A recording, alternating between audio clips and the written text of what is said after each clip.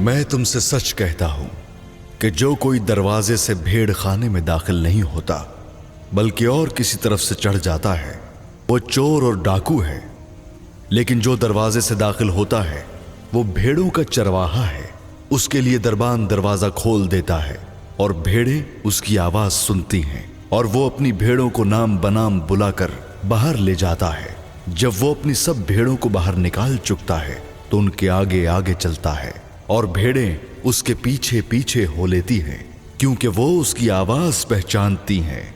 मगर वो गैर शख्स के पीछे न जाएंगी बल्कि उससे भागेंगी, क्योंकि गैरों की आवाज नहीं पहचानती। यसू ने उनसे ये तमसील कही, लेकिन वो न समझे कि ये क्या बातें हैं जो हमसे कहता है। बस यसू ने उनसे फिर कहा, मैं तुमसे सच कहता हूं कि भेड़ों का दरवाजा मैं हूं। जितने मुझसे पहले आए सब चोर और डाकू हैं, मगर भेड़ों ने उनकी न सुनी। दरवाजा मैं हूं। अगर कोई मुझसे दाखिल हो तो निजात पाएगा और अंदर बाहर आया जाया करेगा और चारा पाएगा।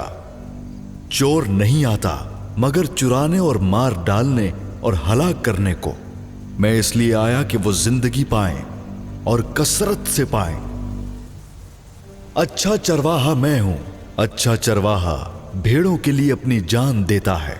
मजदूर जो ना चरवाहा है ना भेड़ों का मालिक, भेड़िए को आते देखकर भेड़ों को छोड़कर भाग जाता है और भेड़िया उनको पकड़ता और परागंधा करता है। वो इसलिए भाग जाता है कि मजदूर है और उसको भेड़ों की फिक्र नहीं।